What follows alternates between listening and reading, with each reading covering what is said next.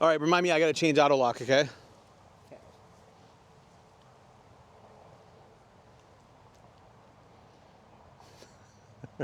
It's the end of the year time, and I've been looking through all the photos like many of us do, checking out the photos that we took all year, the favorites, and wondering if we did a good job. And I got to say, for me personally, like 2025 was a pretty great year for photography.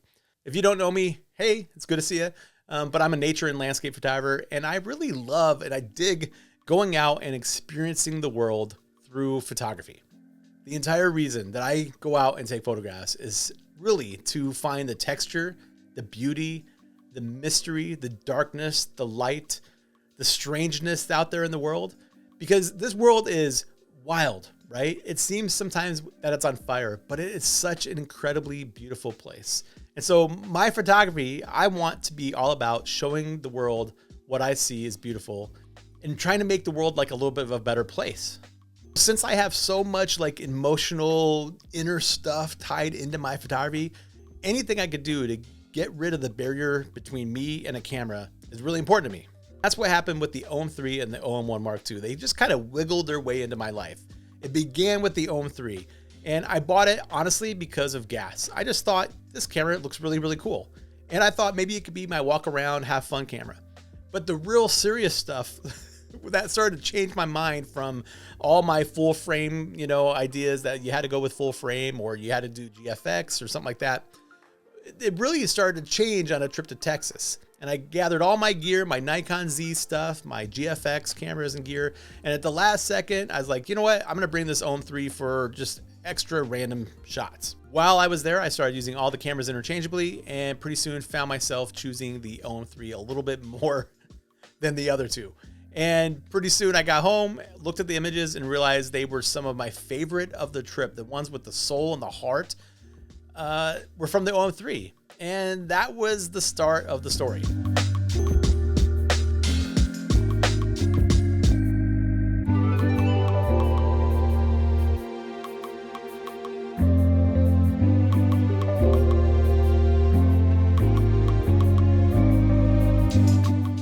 What I did from there is I kind of dove into the system every single time I went out. It was just like kind of fun. And kind of to be able to match what's in my head easily with these two cameras to get the photos that I've loved all year long. So I got a little crazy. I started selling a bunch of my older gear and I bought the OM-1 Mark II, the 300 f4 Pro, 12-100, 7-14. I started going crazy. These two cameras are just seriously an incredible combination. They've got stack sensors and autofocus systems that can keep up with anything that I could throw at them. And both cameras are nearly identical in performance, right? You can just use them interchangeably and they're just as fast as each other. The OM-1 Mark II has a little bit of a better buffer, a couple other better things. But in general, they just are both unbelievably professional, weather sealed, all that kind of stuff. These cameras inspire me to get out, okay? So let's go do that. Let's go get out in the field so I can show you just what shooting with this system is like and how it frees you to go and be creative. What I've got here is my basic adventure kit. This is my grab and go thing.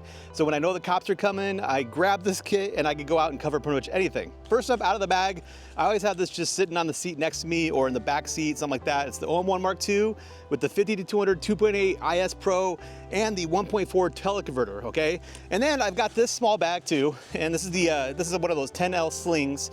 And inside of here, I have a tuxedo cat, and then I have the OM-3 with the 12-100 f4 Pro, which is an amazing walk-around lens.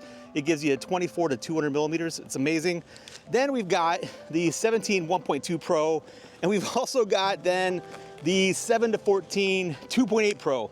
So when you put these all together, basically you're getting 14 millimeters all the way to 560 millimeters in full frame terms, which means it's like a all-you-can-eat buffet. And I love all-you-can-eat buffets, right? Because you can get anything you want. So you're standing here, you got trees everywhere. It's really, really beautiful. And this entire kit is not only light, but it captures pretty much anything, including close-ups.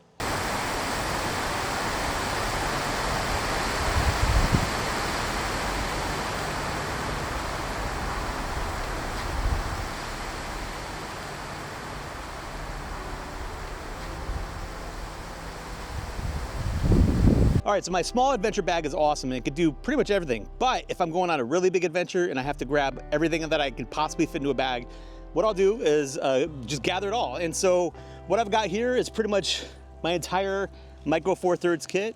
I've got the OM-3 basically on my side and in the car all the time, and then I've got everything else. And we've got a 300 f4 Pro, we've got the 50-200, we've got prime lenses here, the 7-14, we've got the 90 macro, another prime lens, and we are set to pretty much do, again, anything that you could possibly imagine. And again, it's one fairly small bag.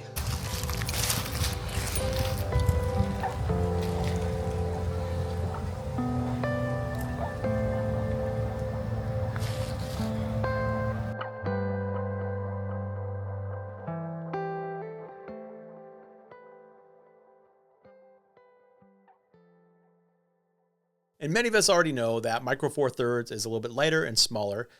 But what about the image quality? The raw files, and by the way, they're pretty small in file size, which is amazing. They process really quickly in Lightroom. They're small and they don't take up a ton of space, but they're still really powerful. Just a side note, I love it. They're really flexible. You can see before and afters of some of the difficult photos I've worked on recently, and the files hold up just really well. They look great.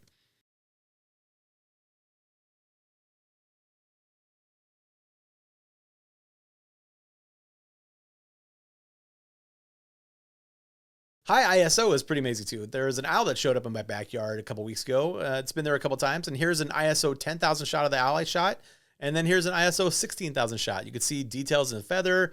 Overall, the entire image is really, really good.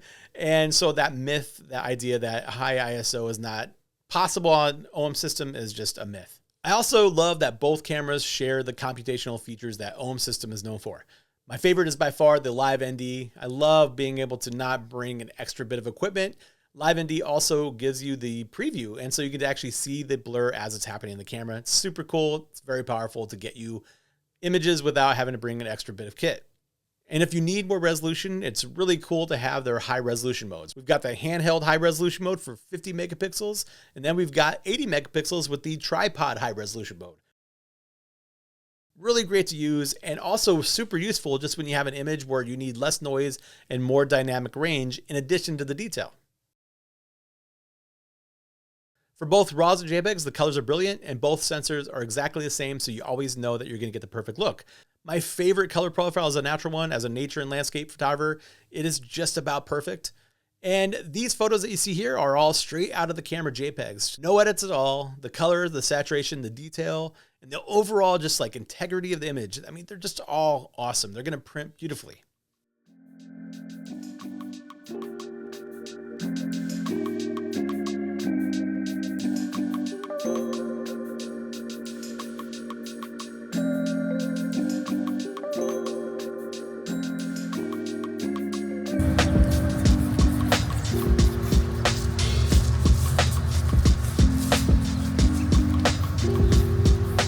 So I just put on this backpack with 11 lenses and a OM-1 Mark II with the big long 50-200.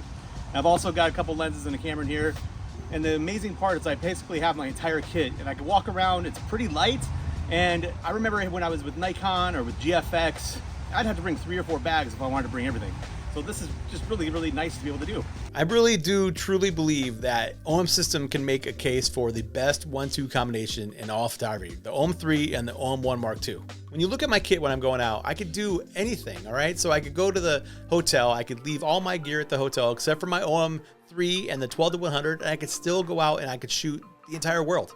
I just can't wait when I get on a photo trip to take that bag, that small bag, put a lens in there, the 7-14 and maybe 1 or 2 other lenses, take my 12-100 and put it on the OM-3, and have at my side the 50-200 2.8 IS Pro on the OM-1 Mark II.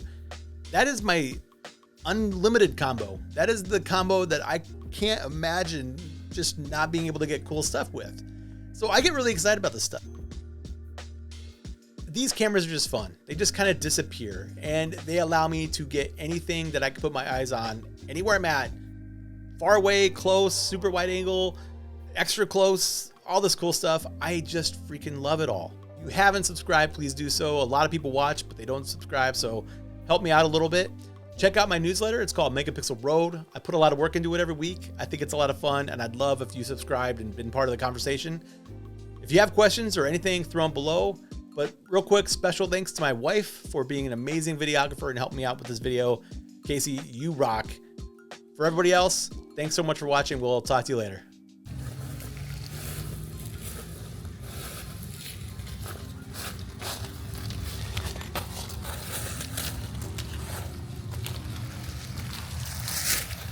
Are you getting me? In that one I did.